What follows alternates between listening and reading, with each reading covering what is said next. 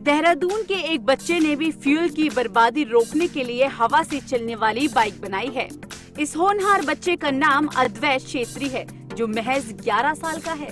Oh my God, यार ये bike है? ये बाइक है, हैवी बाइक। कमाल है यार।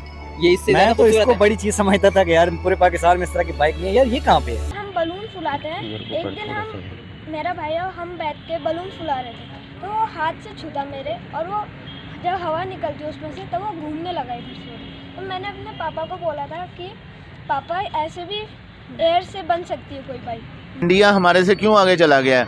हम सारी तकरीबन 40 साल में हमने कुछ भी नहीं किया, उन्होंने 5000 डैम बना लिए हैं। यार कमाल की बाइक है, कसम से आपने मेरा क्रेज भड़का दिया है। यार वो लोग तो हंस रहे थे हमारी बाइकों पे। ओ यार उनकी चॉइस है, देखो उनको चाहिए भाई अपाचे, भाई BMW, उस तरह की बाइकें इसी प्राइस में मिलती हैं। और भाई वो लोग जब हमारी देख रहे, वो कह रहे हैं कि इसको तो रेड़े के आगे बांधो रखिए के आगे बांधो। तस्वीरों में दिख रही ये बाइक कोई आम बाइक नहीं है, ये है एयर बाइक। नाम है अद्वैत। इंडिया के अंदर 30-40 साल पहले बंद हो चुके हैं, और हमारे पास वही हमें चिपका के दे। और जब इंडियन लोगों को बताया और साथ इनकी प्राइजें बताई, वो तो हैरान ही रह गए कि ये प्राइस है कि क्या बता रहे हैं। ये एयर से चलती है पहली बात। इधर देख के कोई साउंड पोल्यूशन नहीं करती है, कोई एयर पोल्यूशन नहीं करती, कोई सॉइल पोल्यूशन नहीं करती। ये इसकी खासियत। फिर कहें कि इंडिया का हाथ है, हो भी सकता है। वो इंडिया कब चाहता है कि पाकिस्तान में अमन हो? वो कहते हैं कि आपस में लड़ते मरते रहे। अब बम धमाके हैं जितने सूबा सरहद में होते हैं, बलूचिस्तान में होते हैं, इंडिया के पास है, पंजाब उधर तो नहीं होते इतने। नमस्कार दोस्तों, भारत में जो स्कूली बच्चे हैं वो बहुत सारे प्रोजेक्ट करते हैं। इसी तरह का एक प्रोजेक्ट इस बच्चे ने किया है, जिसने हवा से एक चलने वाली मोटरसाइकिल बनाई है। अब ये सब देख के पाकिस्तानी पूरी तरह से शॉक्ड हैं। इनके यहाँ तो मदरसा स्टूडेंट है और वो वही नफरत वाली बातें करते हैं, जैसे कि हमने बहुत सारी क्लिपिंग्स पहले भी देखी कि पाकिस्तानी बच्चे किस तरह का माइंडसेट रखते हैं। अब जब ये भारतीय बच्चे को देखते हैं तो ये पूरी तरह से शॉक्ड हो जाते हैं। ये पूरा वीडियो देखते हैं। वीडियो के अंत में हम लोग डिस्कस करेंगे। वीडियो अच्छा लगे तो लाइक करें, शेयर करें, चैनल को सब्सक्राइब करना ना भूलें, बेल आइकन प्रेस कर दें लेटेस्ट नोटिफिकेशन के लिए। आइए आगे बढ़ते हैं इस वीडियो में। तस्वीरों में दिख रही ये बाइक कोई आम बाइक नहीं है, ये है एयर बाइक। नाम है अद्वैत। इन दिनों इस बाइक के चर्चे चारों ओर हैं।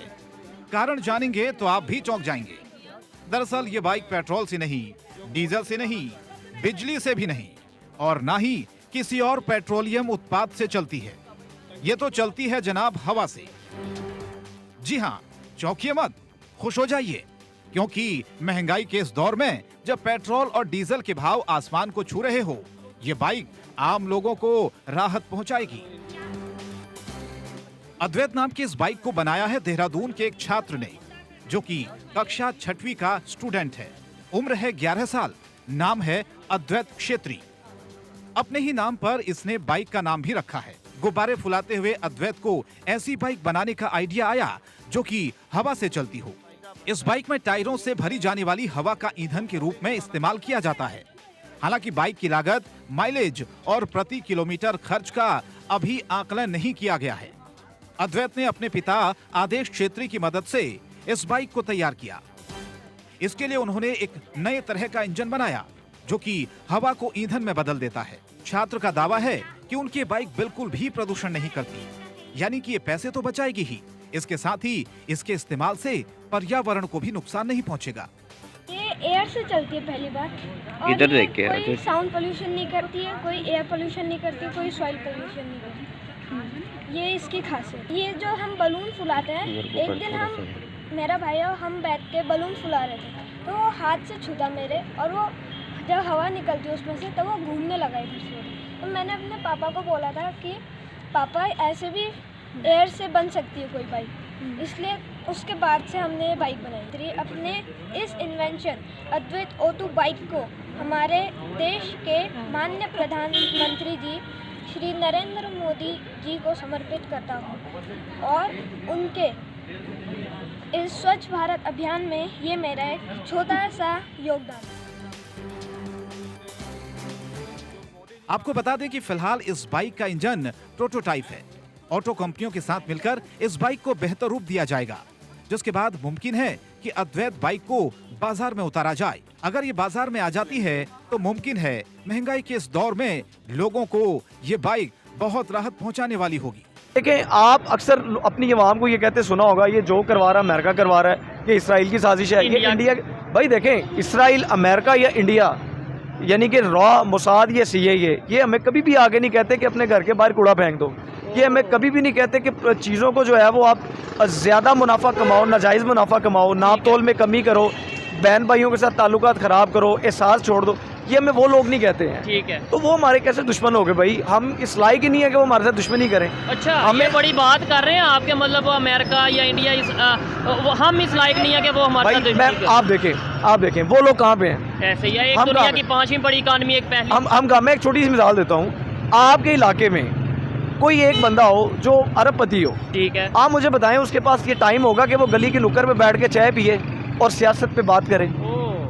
या फिर वो जो गली में कोई बिल्कुल कमजोर सा है कोई इंसान होगा या कोई गरीब होगा, उसके साथ दुश्मनी पाले?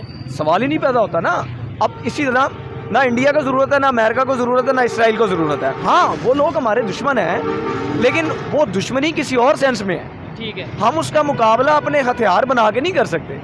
हम उसका मुकाबला अपने विजन को स्ट्रॉन्ग करके, विजन बना के। भाई इकोनॉमी देखें, आज आप 2023 में जी रहे हैं। इस दौर में आप एटमी जंग तो आप कर ही नहीं सकते हो। ठीक है, आपने अगर किसी मुल्क को तबाह करना है, आप उसकी इकोनॉमी तबाह कर दो। ठीक हो गया। आप सिंपली, हमारी इकोनॉमी तबाह हुई है। ठीक नहीं, अगर हम अपनी पॉजिटिव सोच रखें, लेट्स सपोज आपने ये बात की, अगर किसी मुल्क को, किसी कंट्री को तबाह करना है, उसकी इकोनॉमी को तबाह कर दो। हम अगर ये सोचें कि अगर हमने खुद आगे जाना है तो अपनी इकोनॉमी को बेहतर कर लें, अपनी तबाह हुई इकोनॉमी को बेहतर कर लें, हमने किसी को तबाह क्यों करना है? मैं एक बात कर रहा था कि मैं कभी भी किसी भी पॉलिटिकल पार्टी को इसका जिम्मेदार नहीं ठहराता। ठीक है, मैं एक छोटी सी मिसाल देता हूँ। आप जहाँ पे ये खड़े हैं, ये गुजरांवाला के एक मेन तिजारती मरकज है। बिल्कुल ऐसे ही हब है बिजनेस। मैं चैलेंज करता हूँ, और अभी आपके चैनल की वसातत से भी मैं खुलेआम चैलेंज करता हूँ, यहाँ पे आज सारे ताजर इकट्ठे हो जाए। पाकिस्तान को सबसे ज़्यादा नुकसान ताजर बरादरी ने पहुँचाया, सबसे ज़्यादा बिजनेसमैन। ये लोग टैक्स एवेजन्स करते हैं, ये लोग टैक्स छुपाते हैं, नाजायज़ मुनाफाखोरी करते हैं। वो जो टैक्स छुपाते हैं, ये लोग कंसील करते हैं अपनी इनकम को, वो जिसके एवज उन्हें टैक्स पे करना पड़ता है, वही टैक्स अगर सरकारी खजाने में जाए तो मैं कहता हूँ ये एक छोटी सी मार्केट आप कर लें कि आपका गुजरांवाला बड़ा डेवलप हो जाए। नहीं, ये तो इस बात से मैं एग्री करता हूँ कि अगर हम टैक्स दें अपना और बेईमानी ना करें, टैक्स चोरी ना करें, तो डेवलपमेंट की तरफ जा सकते हैं। लेकिन गवर्नमेंट ऐसी पॉलिसीज बनाए ना। आपने इंडिया की बात की, 1991 में वहाँ पे रिफॉर्म्स हुए, क्या वहाँ पे ताजरों ने रिफॉर्म लेके आए, वहाँ पे पब्लिक रिफॉर्म लेके, कि गवर्नमेंट ने ऐसी पॉलिसीज बनाई कि लोग उनके साथ जुड़े? सर मैं बताता हूँ, देखें, पॉलिसी तो आपके पास भी है, कानून आपके पास भी है, लेकिन भाई उस पर अमल दरामद कौन करे? हम कानून को मैं एक एडवोकेट हूँ, मुझे मतलब मैं इस प्रोफेशन के साथ लास्ट 9 इयर्स से अटैच हूँ। मैं क्रिमिनल स्पेशलिस्ट हूँ। मैं अपनी प्रैक्टिस में देखता हूँ, जिसकी लाठी है उसकी भैंस है।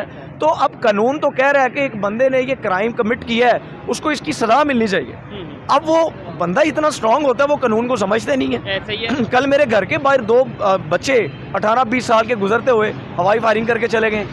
अब उन्हें पता है कि मैं ये करूँगा 13-20-65 का पर्चा मेरे पे होगा, लेकिन उन्हें कानून का भार नहीं है। तो ये बाहर कैसे आएगा? ये हमारे दिमाग में हुकूमतों ने आके नहीं डालना। तरक्की याफ्ता कौमों को आप देखें, वो अपनी इस्लाह करती हैं, सेल्फ रिफॉर्म्स करती हैं, जब तक अपनी गलतियों को देखते हैं अनटिल अनलेस कि हम अपनी गलतियों से सीखेंगे नहीं, उन्हें दुरुस्त नहीं करेंगे। ठीक है, बतौर शहरी मुआशरा अफराद पे मुश्किल होता है, और अफराद जो है फ़र्द से बनते हैं। अब एक इंडिविजुअली तौर पे अगर शख्स ठीक हो जाए, पॉजिटिव सोच रख ले, तो मैं समझता हूँ मुझे देख के आप भी करेंगे, आपको देख के वो भी करेगा, वो भी। ये एक कलेक्टिव जिम्मेदारी है, रिस्पॉन्सिबिलिटी। हुकूमतों को छोड़ दें, हुकूमतों के पास इतना टाइम नहीं है। अगर ऐसी सोच यूथ की होगी जो ये सोचेगा कि भाई ना तो इंडिया हमारा दुश्मन है, ना अमेरिका, ना इसराइल, बल्कि अगर हम अपनी गलतियों को कोई बेहतर कर लें, उनके ऊपर गौर करें, तो डेवलपमेंट हो सकती है। मुझे बताएं फिर, ये जो कंसेप्ट हमें बना दिया गया है, बता दिया गया है कि पाकिस्तान में जो भी हो रहा है वो अमेरिका करवा रहा है, इंडिया के थ्रू करवा रहा है, इंडिया हमें आगे नहीं बढ़ने दे रहा, फ्लड आएगा तो इंडिया जिम्मेदार है, हवा चलेगी तो इंडिया जिम्मेदार है, ये सोच कैसे निकलेगी? ये सोच नहीं निकल सकती। नहीं निकल, मैं बताता हूँ। देखिए 1947 में पाकिस्तान बना। जी बिल्कुल।